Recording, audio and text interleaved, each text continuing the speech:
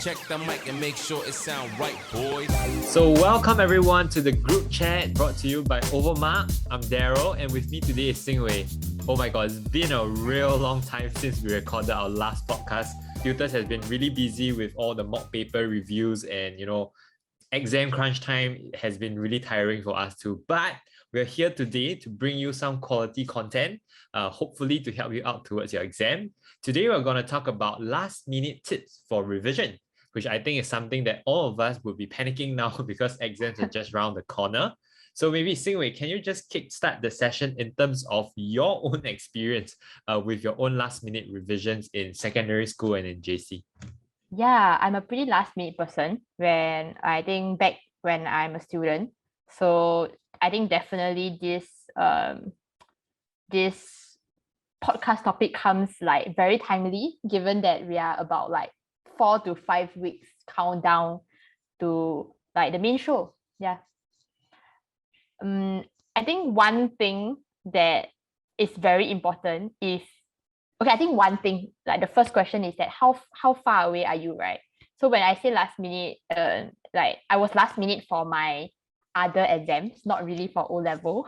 Yeah, so I think by the time it was O-level, for me, it was a little bit more manageable already because of all the like previous exams, right?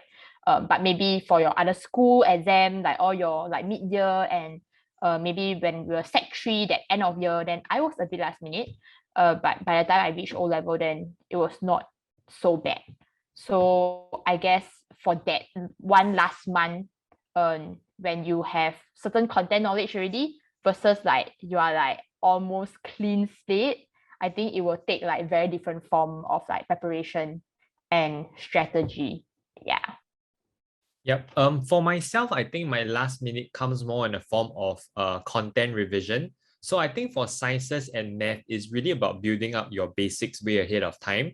That one I think is a little hard to last minute. Maybe for definitions and stuff, still okay, right?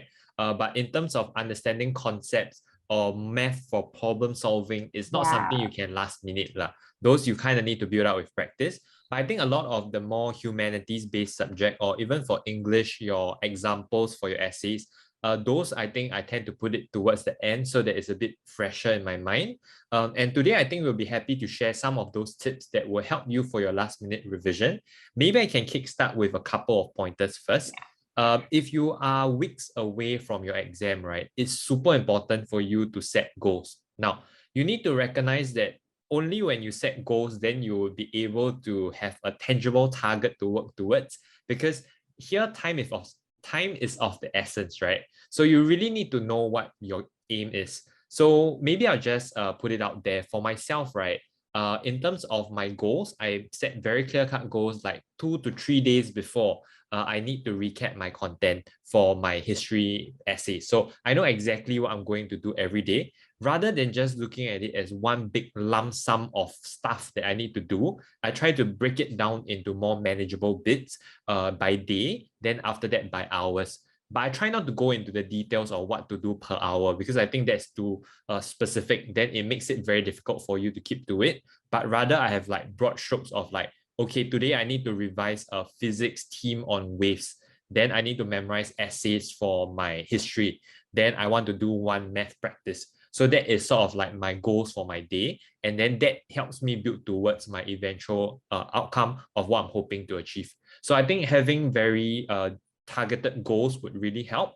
And something else that I would like to share, something that I've always preached, is that it's not just revision, but it has to be effective revision, right? So it's not really about the number of hours you clocked in, right? You sit there for 14 hours, but you barely absorb anything. You might as well just study for 4 hours and make it good, right? So I think effective revision is very underrated. To make it effective, you need to be very conscious about your learning. If you feel yourself zoning out, right, you should take a break. If not, when you're learning, you need to have a very clear outcome. For example, if you are confused about a certain chapter, you need to keep finding answers either by asking your friend or Googling online. No point just staring at a piece of paper and trying to absorb it, because if you don't understand this, you don't understand. So you got to do something. Or is it maybe you need to look at practices to see how questions are answered to get the answering technique right? So when we're talking about effective revision here, just remember, it's not about the quantity, but it's really about the quality of your revision. Xin Wei, what about for you? Are there anything else that I'd like to add in terms of revision techniques? Yeah, I totally agree with you. For the planning part is so important. And I think different people will have different kind of planning. Like I mentioned just now, it's really about how much you have left. Like, you know, if you are like good, you are more or less good, your planning would be like, okay, every day I want to do one paper, right? That requires that seems to be a bit like simpler. But if you are the one that like you really have a ton to achieve before going into O level, the more important planning will be, because you may need to start from like your chapter 1 to chapter 20, and you have like 5, 6, 7 subjects. So for that, like planning is very important. And then list down everything you need to do, and then like put it into like your everyday. And yes, and I also agree with the effective revision part. It's so important, because I feel like a lot of students, their revising involve like reading, like really just like, okay, you take out the notes and then you read the notes. But I would say like that definitely, in my opinion, falls under the ineffective revision. It is the rereading trap. It's like you just read, and you are like, yeah, I know this. But when you ask you to write out, or when ask you to like test you in a different angle, like your application question, right? So-called application question, like that sciences like to mention, then you totally you couldn't deliver, right? So I think that is something to add. When you are revising, it helps to be like testing yourself. Testing yourself is a great way of revising. It starts with memorization. I think memorization deserves its credit, because without memorization, you cannot like critically think. Like I know memorization has a very negative connotation, right? Because we always say, oh, we don't want to produce students who only can memorize. Yeah, of course, I agree with that. But that it deserves its credit, because it's the foundation of everything. But then when during your revision, I think testing yourself, be it like if you study with your friends, right now it's 2 packs, so your one friend, maybe you can test each other. Or that's why we always say like doing practice paper is also another form of testing yourself. Yeah, I think that is considered a more effective revision. It's like you say you know, but do you really know, right? Yeah. So you can only test the rigor of your knowledge if you put it into practice. Like you have to go and try the question. So it's like you read, you're like, I got this. But if you try a question and can't solve it, it just means you actually don't really know it. Yeah. So that's where the value of practice comes in. And I think one last thing to add on here, if you are talking about last minute revision, you need to let go of the notion of trying to learn everything. I say this on the frame of that if you don't have enough time, right, you need to recognize that capturing the key pointers or the key concepts would take priority over all the small nitty-gritty details. So I know there's sort of like this very natural tendency that I want to start from chapter 1 and then progressively, right? Because it's arithmetic progression, right? Then 1 to 20, then you feel good because like you can track your progress. But you need to realize that how many times have you started from chapter 1? Actually, maybe your chapter 1 to chapter 3 is pretty good because you've been reading it so many times. So I think something else to note is that if you want to just capture the key points, right, think about which are the chapters that needs the most help. Don't necessarily always start your revision from chapter 1. If you're already good with that, leave that. All right, go and work on your weakest topics, because those are the areas where you might drop the most marks, areas that you want to minimize your mistakes as much as possible. We do have a tendency of leaning towards chapters or subjects that we like. Just because we are better at it, we feel good about ourselves, we spend more time and effort dedicating it to those subjects or those topics. But then what you neglect behind are those that I don't really like, screw this, like I can't do this well, then like screw it, I don't want to study it. That's the worst case scenario, especially if you know it's a concept that you'll need or it's a subject that you eventually include into your rank point or your L1R5. If it's going to be inside, you should work on your weakness, right? So I know in sports, there's a saying that says the team is as strong as its weakest link, right? And this might be very relevant to your subject combination or what. Your L1R5 score, your rank point is only as good as your weakest subject or your weakest topic within a subject as well. So spend more time on your weakest rather than spending more time on your favorite. I think that's one big point. Okay, now I think one big part about last minute revision tips is not just the technical stuff that we have highlighted here, but also touching more on your mentality as well. It's crunch time, it's difficult to stay sane and motivated. So Xin Wei, what were some of your own know-hows that kept you afloat, especially in the few weeks before your exams? Let's talk about studying time, right? So just now you mentioned about like how like people study 14 hours. Like that's literally what, like 10 hours, and you minus away like 8 hours of sleeping, 1 hour of eating. There's more or less that.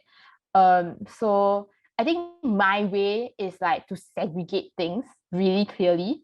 When I was studying for both O and A's, I segregate my time very, very clearly. It's like it's almost okay. I'm talking about like the last few weeks where you almost have a complete control of your time because you don't really have to go back to school. It's like I know some schools are already on study break, so it means that you have all days for yourself, right? And like I would wake up and I would eat, then yeah, I guess I would study, and then after that I would have lunch. Then of course along the way there'll be small breaks, but yeah, we always remind that okay, let's get back to study. And then I would study until before dinner. And then I wouldn't study at night anymore because I feel like I already used up my brain juice for the morning part and the before dinner part. Like I at night I cannot take in anything anymore. So I actually wouldn't study anymore. And I also wouldn't force myself, I guess. Like it is kind of like instead of stretching your 24 hours into like not 100%, but it's a very prolonged pain. I rather like focus my attention during that a few hours and make sure I achieve a very high level of like achieve my whatever I set up myself to. Then I also have 100% of rest time, depending on where you want to set it to be. Yeah. I think something to add here is don't feel guilty for taking breaks. I think For even though sure. you are in your last few weeks and you feel like it's a sprint because it's supposed to literally be a sprint lah, but don't feel bad for taking breaks because taking breaks doesn't mean you are not being productive. It just means you are resting so that you are more ready to take on the next productive stretch. So I think that's something that is very relevant. I think on top of that, I mentioned earlier having targets, but something that I always try to do is to be accountable. So I realized that sometimes self-discipline could be an issue, right? You procrastinate, you don't feel motivated. So what I did when I was in my A-level crunch time was that I had a study buddy. So both of us will always go to the library on Sundays, when the library opens, we're already there. So even if I don't feel like studying, I'm put in an environment and my friend will hold me accountable for it, right? If you don't turn up, right, they are there alone, then they'll be angry, right? So you can't let it happen. So at least I think having a study buddy works. Even if you can't meet up, right, you can do so virtually or even just within your chat groups, right? You just like keep each other in check, whether each other is awake, whether you're completed the task you're set up to do. I think helping one another out, especially in this crunch time, is important. As much as you think like this is a solo thing, but just as good, you should think of yourself as having a solid team behind you and then all of you all working towards your goal together. I think it's a lot better in terms of staying motivated. And something I always told myself, in order to regulate sort of the stress and yet stay motivated, is my idea of having no regrets. So when I say having no regrets, it doesn't necessarily mean I have to achieve my goal. It's not about the success and failure, whether I hit my target or not. But having no regret to me is just that I gave it my best, right? If I already gave my best attempt, I cannot complain anymore. Even if I fail or I fail to reach the target I set for myself, I'm cool with it because this is my best and I can't ask more from myself. So that's something I always tell myself to keep myself sane, that as long as I'm giving my best, I have no regrets. There's nothing more I could ask for. So I think especially during exam period where we are very stressed and cooped up with the idea of I need to score, I want to do well. I think don't be too hard on yourself too, right? If you have already given your best effort, walk into the exam hall with a light heart, give it your best shot and just see how it turns out, right?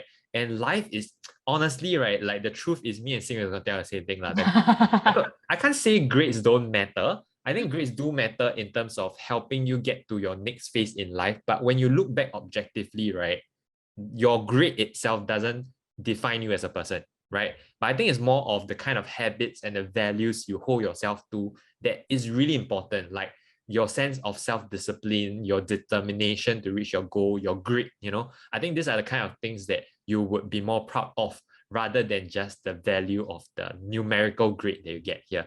Okay, so I think Xin Wei also touched on the duration of revision, about how she split up her morning, afternoon, and night times for her rest. I think my own tip here is that the duration of your revision should be a very personalized thing.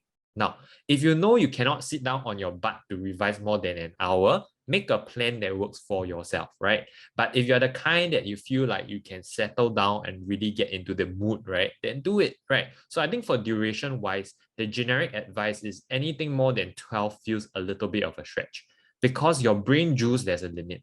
I don't think more than 12, I think can, but I don't know about the effectiveness anymore. So for me, I rather keep my sessions effective, but at the same time, I don't try to overstretch myself. So for me, I normally do my morning maybe from 10 to 12. I don't wake up earlier than that because I'm not a morning person. So my 10 to 12, then I go for a nice lunch and then come back. My afternoon is my main gear because I kind of like the afternoon daylight, like then I'm very awake. So I'll try to push myself from maybe 2 to 5, 5:30.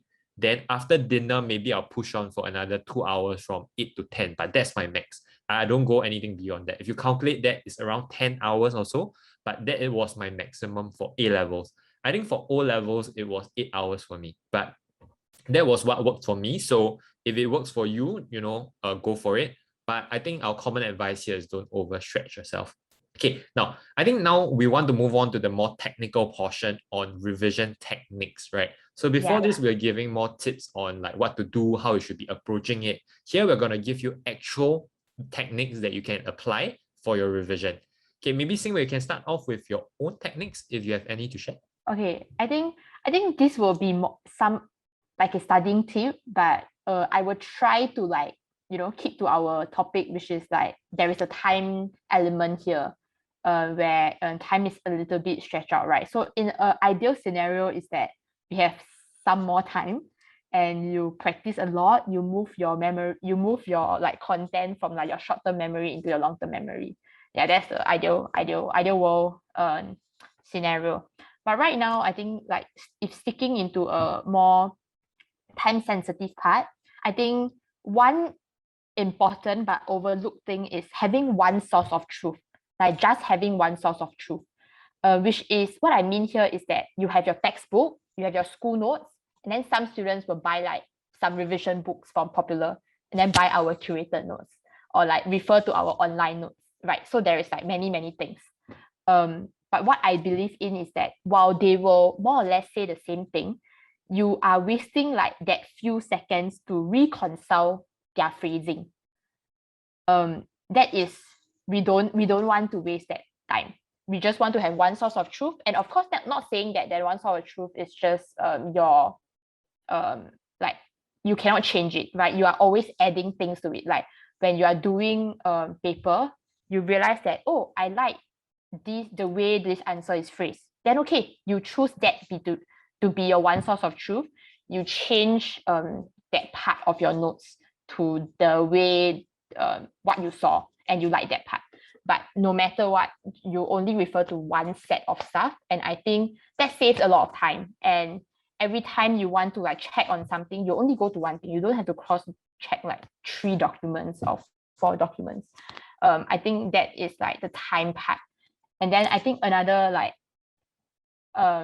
at this point, I think just now I mentioned some like about memorization is that you don't just read, right? I think that is like every time I see people study like that, I'm just like, no, this is not gonna go into your brain, man. You have to like put in a lot of more like context into it, right? Like I think Darrell and I think our students may have heard this from us like a few times. It's like how chem or bio, because we teach chem and bio or physics, it's like they're not in isolation. It's always like linked to many things. Like it can draw mind map. There is a lot of there's just a lot of context, right? Like the context for this chapter could be the context for like another chapter. They're like totally linked. Like having this kind of linkage, it just helps you to like, it's just how our brain works, because our neurons work by like connecting as well. So I think that my studying technique is very scientific. I think it's quite scientific, like because I believe that that's what like that is how science say memorization work, that I can work along like that. Yeah. How about you, Darrell? I think going back to one thing on your one source of truth, to me is I call it the central depository or whatever you call it lah. But basically, I try to add notes to that one thing and then I just refer to it. Yeah, So yeah. for my own students, because they have my curated notes, right? So I ask them like when you're doing prelim practices, right? Whatever learning points we have, you transfer onto the curated notes. So beside the curated notes is a lot of space. So they will actually scribble the learnings Exactly. and stuff, like all the exam tips by the side. So when they're Exactly. referring, right, there's only one booklet that they need, which is what I thought was really most helpful for me when I was a student. And that's what I had in mind was designing the curated notes. But I think beyond the notes portion, right, since we already clarified that, it need not be the curated notes, could be your school notes as well. It could be a guidebook. It could be It's just anything. one thing, yeah, like Correct. that one You just thing, need to yeah. refer to that one thing. Then you keep everything clear cut. Then the rest of the clutter, get rid of it. And next thing, I mean, other than mind mapping, I think we all know how mind mapping works. But I think mind mapping is sort of for you, right, to clarify and lay out how the way you think about the concept or topic. Like I know, for example, in bio, right, the digestive system, right, then there's different enzymes at different parts, right? Yeah. So for me, right, my mind map is sort of like a human body, no? Then I branch up in terms of what I need to know, like the villi, surface area to volume ratio, like there's a lot of things that are sticking out, but that's how my brain is trying to process it. Because I don't believe in photographic memory. Even though my memory is good, right, I know it doesn't work, right? So for me, it's much easier if I construct sort of like a story or a chain of events that make sense. Then that is the way I can truly internalize and be able to bring it out again the next time. And this leads to my next point on what I call active recall, right? So active recall to me, at least how I define it, is after I study something, after lunch, I try to come back and then I see if I'm able to bring out that knowledge. Because if I can't, right, that's an issue. And if tomorrow I can't, that was also going to be an issue. So I think something that's super underrated is you need to test yourself, right?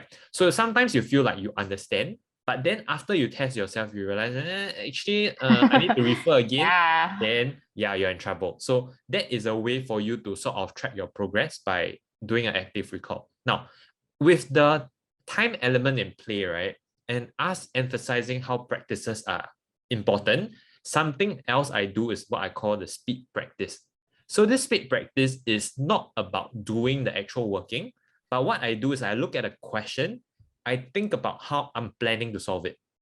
But I don't actually type in the calculator or do much calculations. What I do is I have an idea on how I plan to solve it, how I think is the correct solution. Then I go and read the answer key. So for me, right, a quick hack here is that in order to speed up the amount of papers I can do, I don't actually do the paper, but I think about how I would have solved it and then I check the answer sheet to see if my technique is actually correct. Then from there, I can go and cross-check. If I don't know how to do it, then maybe I can look at the solutions briefly. Then I go and practice and to see if I'm really able to solve it. So that sort of saves a lot of time in terms of how much practices I'm able to do. So my own shortcut is reading the answer key, but making sure it's not just regurgitation. I think that kind of technique is great, like to mix with actual doing, because you sometimes it gets very tiring, like like keep writing and stuff. So I think if you can like alternate like this kind of technique, like whatever you just said, the speed practicing, and then like actually giving yourself like those kind of exam scenario, like time based, and then like no one disturb you. I think it's a great like just change up your revision. Yeah. Yeah, I think so. I think what we're emphasizing here is also no point purely content, but practice helps. But that being said, right, I think we also are very agreeable on the fact that you have to get your content right first. For sure, for You don't sure. have your content, there's no point doing practices because Yeah, like you yeah. can't even do it, right? Actually, So I think it's very tempting for students to just want to do practice paper, because it is just feels like they feels like more like exam. But if the content is not right, then actually those times, be it you do speed practicing or you do exam paper, right, I think it's kind of wasted as well, because you may not be fully translating what you need to know. Like if you really ask me to choose one, like someone who has never done a practice paper, someone who never go and learn content, like I know it's very black and white, but I'd rather someone who like fully master their content even they may not have attempted much practice paper. I would have actually picked that over someone who like did a ton of practice paper but don't know their content well. Yeah. I think how I look at it is that practices is a form of consolidating your knowledge, right? You think you know the stuff. Now I give you a question to test your knowledge. Then that's where the value of the practice come in. But if you don't even know your stuff, there's nothing to consolidate. So Yeah, nothing to consolidate. yeah, exactly. That's why practices are a bit pointless lah, if you're at that point. So I hope we are clear in terms of what you when you should be practicing and when you should be doing your content. Yeah. Content always first, followed by practices. Okay, now on to my favorite portion, right? The dilemma of the week. Okay, so a very clear cut. So you have to give a quantifiable answer. How long should a student revise each day for this period leading up to the exam period? Wow, how long? One number. I need to give a number. Yeah, don't give me vague like philosophical answers. I'm just. Or should I go first? Yeah, sure. Okay, my okay, but this is subjective. But for me, I think if you're at O levels and as you're entering your study break, I think it's very realistic for you to do a 2-4-2, which means 2 hours in the morning, 4 hours in the afternoon, 2 hours at night, which I think is super reasonable. Like 10 to 12, you go for lunch, give you a 2-hour break, right? Then from 2 to 6 or something like that. Then after dinner, maybe 8 to 10. I think this is quite reasonable for O level. For A level, we have to be honest lah. The amount of content is a lot more. And hopefully you're more trained because you went through O level as well. So for A level, I think 10 hours is a bit realistic as well. But that being said, right, I think it's also important to keep in mind that it has to be an effective 10, right? If not, I think 8 is still quite reasonable. But like I say, it depends on your scenario. But for me, it's an 8-10 at O level and versus at A level. So that's my own gauge for you. Same way about your call. I'm gonna like follow that answer. I think that works perfectly fine, right? Like I think my O level was about like maybe 2.5 and then 4.55. So about 8. Yeah. About 8, 7.5, 7 to 8 hours per day as well. So but I think it's really individual. Some people can like really sit there for really long and some people cannot. I think the total number of hours may actually be a good guide, right? Even if you cannot stay focused for 4 hours, like you break down 2-4-2, right? If 4 is too long, I think not saying that all 4 hours you need to be sitting there. Like I think it's great to always take a walk. I think one thing that it may be very hard, and even I think I am also trying to avoid is that let's not try to not look at your phone for a break. I think while it's very tempting, I agree, like scrolling the videos is great, but I think a true break involves like walking around and resting your eyes by looking somewhere else other than a screen. Yeah, I think that may be what your brain needs rather than the phone. Yeah.